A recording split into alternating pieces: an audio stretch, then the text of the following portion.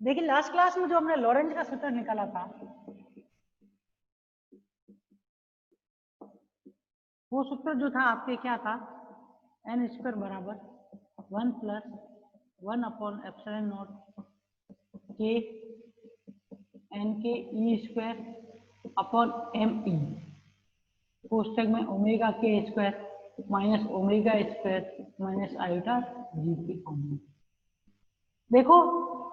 ये फॉर्मूला और एक और फॉर्मूला जो कि इसके कॉम्प्लेक्स कॉन्जुगेट के मल्टीप्लिकेशन प्राप्त होगा, दोनों ही लॉरेंज के सूत्र को व्यक्त करते हैं। पर उस फॉर्मूले के अंदर आप देखोगे तो यहाँ पे देखोगे तो जो ये इमेजिनरी टर्म आ रही है, इस वजह से ये अपवर्तनांक जो है कैसा अपवर्तनांक है, ये अपवर्तनांक एक आपको कॉम्प्लेक्स वैल्यू दे रहा है। और ये कॉम्प्लेक्स वैल्यू जो है उसके कारण इस अपवर्तनांक के सूत्र का उपयोग जो है कैसे विक्षेपण को ज्ञात करने के लिए किया जाएगा, और सामान्य विक्षेपण को ज्ञात करने के लिए किया जाएगा। अब हमें जो ज्ञात करना है कि सामान्य विक्षेपण जो है जिसके अंदर अपवर्तनांक डिक्की का मान क्या होता है, कम होता है, उसके लिए विक्षेपण का क्या सूत्र होगा। ठीक है, तो अब क्या करना है, हमें सामान्य विक्षेपण ज्ञात करना है। तो सामान्य विक्षेपण में आपको ये ध्यान रखना है कि सामान्य विक्षेपण में आपको मालूम है तरंग का क्या होगा, कोई भी अगर विद्युत चुंबकीय की तरंग इंसिडेंट हो रही है तो उस वजह से क्या होता था, उस माध्यम के अपवर्तनांक का क्या होता था, उस विद्युत चुंबकीय की तरंग के कारण, आवर्ती के कारण या फिर तरंग दैर्ध्य के कारण उसके अपवर्तनांक में कमी होती थी। कमी हो रही है तो इसका मतलब ये कि सामान्य विक्षेपण के अंदर माध्यम के कण को हम ले सकते हो अणु या परमाणु जो होते हैं वो क्या नहीं करेंगे, तरंग का अवशोषण नहीं करते।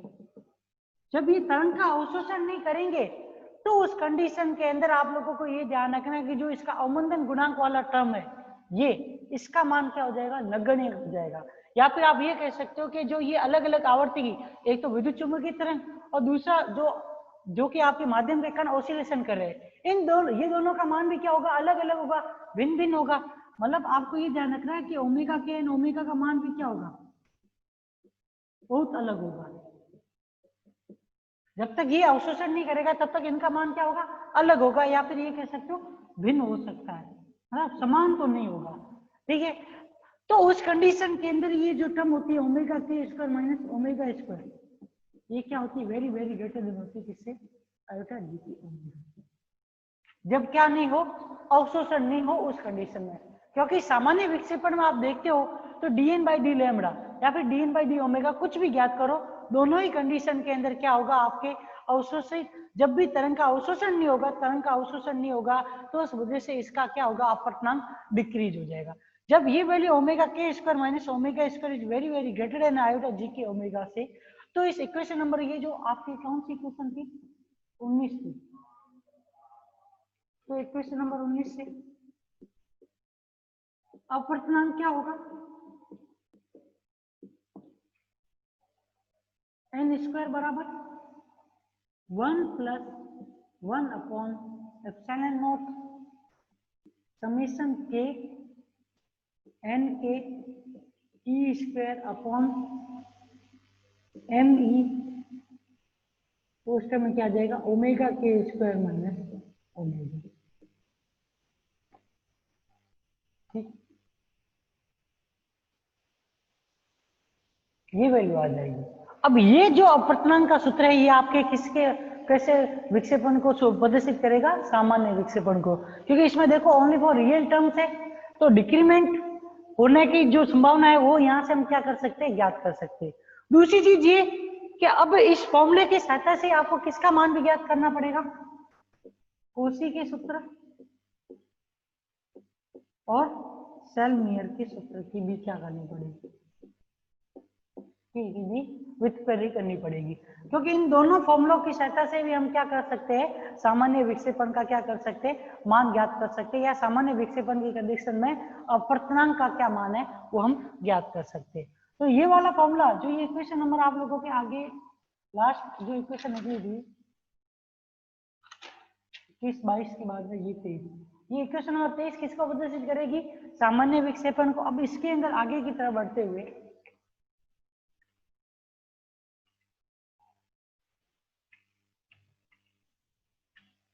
हमें सबसे पहले किससे सेलमियर का सूत्र ज्ञात करना है। ठीक है,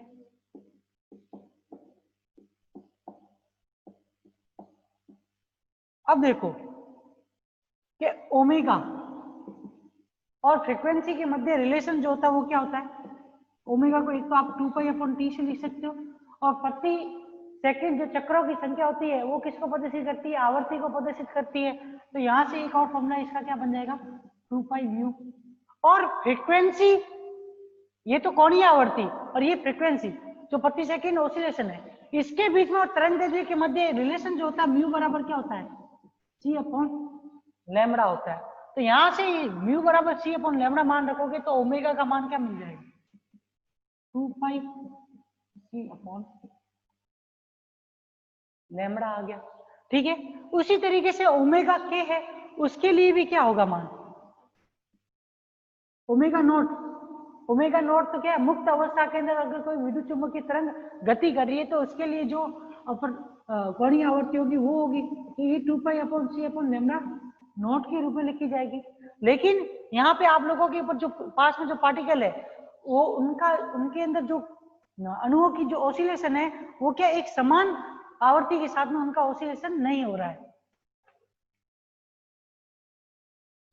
ठीक है, बड़े लिखेंगे। ठीक है, एक समान आवृत्ति के साथ में अगर अणुओं के अंदर उपस्थित इलेक्ट्रॉनों का ऑसिलेशन नहीं होगा तो ये ओमेगा नॉट की जगह पे आपके क्या यूज होगा, यहाँ पर ओमेगा के बराबर 2πc/λ।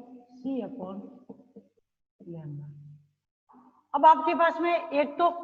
जो विद्युत चुम्बकीय तरंग इंसिडेंट हो रही है,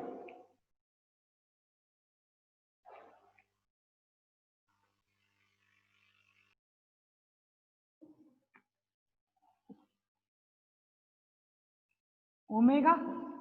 तथा ओमेगा के मान को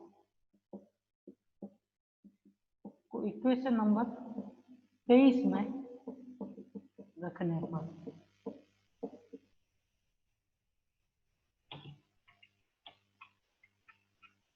तो ये n स्क्वायर बराबर क्या होगा,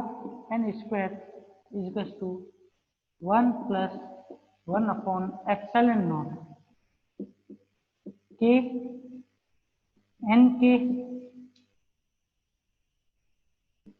ई स्क्वायर। अब नीचे से देखो इसके अंदर कि E square upon M E for pi square C square, पोस्टर में नीचे क्या आ जाएगा 1/λ के स्क्वायर माइनस 1/λ स्क्वायर। ठीक है, तो ये n स्क्वायर बराबर क्या आएगा 1 + 1/ε0 समेशन के n के ई स्क्वायर लैम्ब्डा के square lambda square upon m और पाई स्क्वायर m ई सी स्क्वायर कोष्टक में लैम्ब्डा स्क्वायर माइनस लैम्ब्डा के स्क्वायर। देखो अब यहां पे आप देखोगे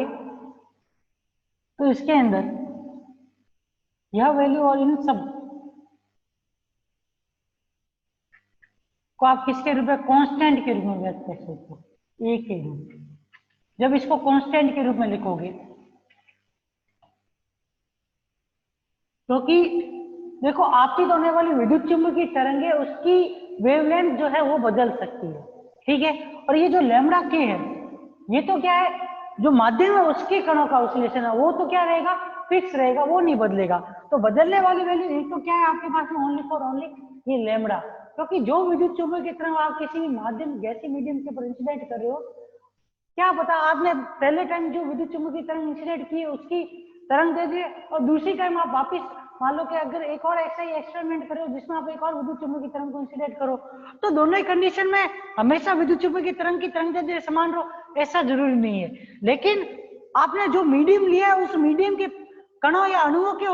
के जो इलेक्ट्रॉन है उनके ऑसिलेशन तो फिक्स रहेंगे, वो तो बदलेंगे नहीं। तो इस वजह से जो ये ई एन के लैम्ब्डा के 4 पाई एम ई ये तो और सी ये सारी की सारी वैल्यू की सारे के सारे जो आप देख रहे हो मान या फिर जो क्वांटिटी देख रहे हो, इन सबका मान तो क्या रहेगा, फिक्स रहेगा, ये नहीं बदलेगा। तो मान लो कि जो ये ए के है, इसको किसके द्वारा प्रदर्शित कर दे, ए के द्वारा, जो कि ए के किसके बराबर है, एन के ई स्क्वायर लैम्बडा के square upon 4 pi square M E C square के बराबर हो। तो इस कंडीशन के अंदर ये एन स्क्वायर बराबर आप क्या लिख सकते हो, 1 प्लस 1 अपॉन एप्सिलॉन नॉट के, साथ में इस एप्सिलॉन नॉट को भी अंदर ले लो,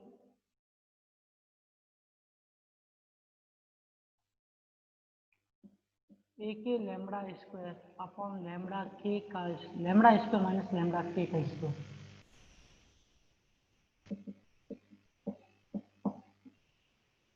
और जब हमने सलीम आयल का सूत्र पढ़ा था तब एन स्क्वायर बराबर हमने क्या पढ़ा था,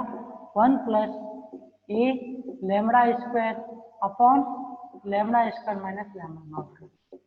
यही सूत्र पढ़ा था। और उसमें भी मैंने क्या कहा था कि जब भी अगर इंसिडेंट होने वाली तरंग का क्या है आप लोगों को, या फिर जो भी जितने भी पार्टिकल है उनके ऑसिलेशन समान हो, तो वहां पर ये लैम्बडा के आ जाएगा और इस ए की जगह पे ए के आ जाएगा। वो भी हमने चेंज करके फॉर्मूला निकाला था और इसी फॉर्मूले से आपको किसका भी फॉर्मूला मिला था, कोसी का सूत्र भी मिला था। तो ये ध्यान रखना कि ये जो एन स्क्वायर है, अब ये वाला जो सूत्र है ये किसको प्रदर्शित करता है, सामान्य विक्षेपण के लिए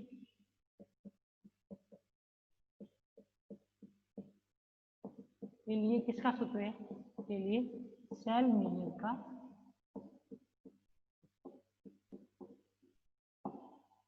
ठीक है। अब देखो इसी सूत्र की सहायता से आगे हम क्या कर सकते हैं, कोसी के सूत्र की भी क्या कर सकते हैं, व्युत्पत्ति कर सकते हैं।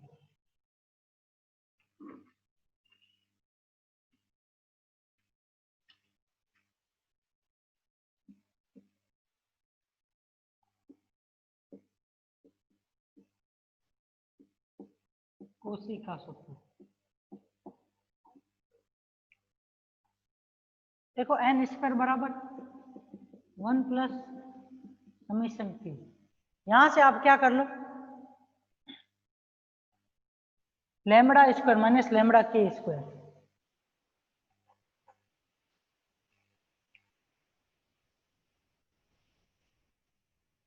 ऐसे कैसे हो सकता है, एक minute,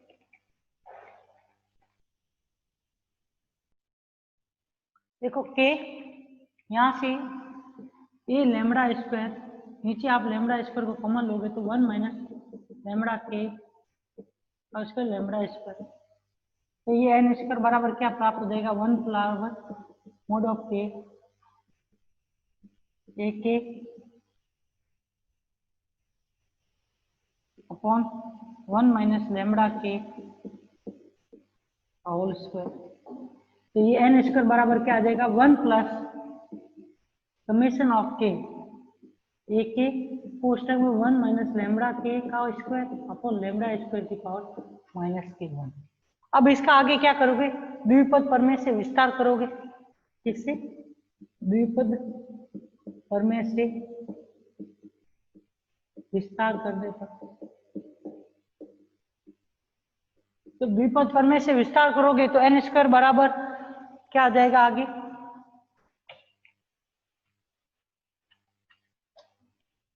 N square equals to 1 plus summation of k a k कोष्टक में 1 प्लस लैम्बडा के स्क्वायर अपॉन लैम्बडा स्क्वायर। अब देखो यहाँ पे आप देखोगे ना इस फॉर्मूले के अंदर तो आगे और भी टर्म आएगी, पर उस समय भी आपने देखा था कोसी के सूत्र में कि जो हायर टर्म है उसको हमको क्या करना पड़ता है, नगण्य करना पड़ता है, क्योंकि कैलकुलेशन क्या हो जाएगी, डिफिकल्ट हो जाएगी। तो जितना हो सके शॉर्ट या फिर छोटे टर्म तक या कम पावर वाली टर्म तक अगर हम इसको ले और उससे ही अगर हम वेवलेंथ ज्ञात अपूर्णांक ज्ञात कर ले या उसका अप्रोक्सीमेट वैल्यू अगर ज्ञात कर ले, तो हायर पावर वाली टर्म्स का क्यों यूज करना। तो यहाँ पे हम क्या करेंगे, उच्च घातों के पदों को क्या कर लेंगे, को नगण्य करने पर, जब उच्च घातों के टर्म्स को नगण्य करेंगे तो ये एन स्क्वायर बराबर क्या आ जाएगा आपके, 1 प्लस समेशन के ए के plus summation of k a k lambda k का square upon lambda square.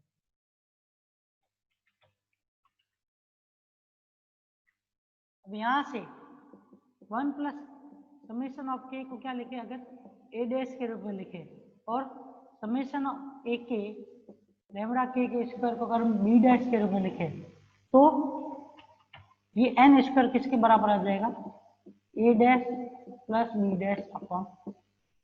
Lambda square. और हमने जब कोसी का सूत्र निकाला था तो एन स्क्वायर किसके बराबर था, A plus B upon lambda square के लिए कौन सी तरंग, दृश्य प्रकाश की तरंग, ठीक है ना। तो ये भी किसका एक उसी के जैसा फॉर्मेट है, बस यहाँ पे ए और बी था तो यहाँ पे क्या लिखा है, ए डैश और बी डैश के रूप में लिखा है। तो ये जो है ये किसका फॉर्मूला है, सामान्य विक्षेपण के लिए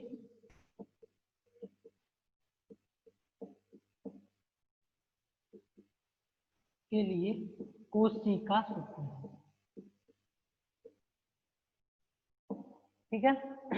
मतलब दोनों ही फॉर्मूला निकल गए आपके पास में, एक तो एन स्क्वायर बराबर A dash plus B dash upon lambda square, Cauchy का सूत्र निकल गया। इसी प्रकार से जो सेलिमियर का फॉर्मूला था वो भी निकल गया, जिसमें एन स्क्वायर बराबर क्या था, summation of 1 plus summation of k plus a k lambda k का whole square upon 1 minus lambda square minus lambda k का स्क्वायर के रूप में वो भी फॉर्मूला निकल गया। तो दोनों ही फॉर्मूलों की सहायता से आप क्या कर सकते हो, सामान्य विक्षेपण की कंडीशन के अंदर आप लोग d n upon d lambda का मान ज्ञात करोगे तो आपको क्या मिलेगा, d n upon d lambda ये लेस देन इक्वल टू 0 प्राप्त होगा, क्योंकि सेलिमियर के सूत्र से ही कोशी का सूत्र मिल रहा है। और कोशी के सूत्र के अंदर जब आपने तरंगदैर्ध्य के साथ में अपूर्णांक में होने वाला चेंज ज्ञात किया था तो वहां पे d n upon d lambda equal to proportional to क्या आया था, माइनस के 1 अपॉन लैम्बडा के। ये माइनस का साइन आ रहा है और ये माइनस का साइन किसको प्रदर्शित करता है, ये माइनस का साइन ये शो कर रहा है कि d n upon d lambda का मान क्या है, लेस देन 0। जब d n by d lambda का मान लेस देन 0 है तो उस कंडीशन में ये कंडीशन कौन सी होगी, सामान्य विक्षेपण। और वहीं पर अगर d n by d lambda का मान क्या आ जाए, ग्रेटर देन 0 आ जाए तो वो क्या हो जाता है, असामान्य विक्षेपण। मतलब होने वाला चेंज जो है वो अपूर्णांक में क्या करेगा, वृद्धि करेगा, और यहाँ पे होने वाला चेंज जो है वो क्या करेगा, अपूर्णांक में कमी करेगा। मतलब अपूर्णांक घटेगा एक में और एक में अपूर्णांक बढ़ जाएगा।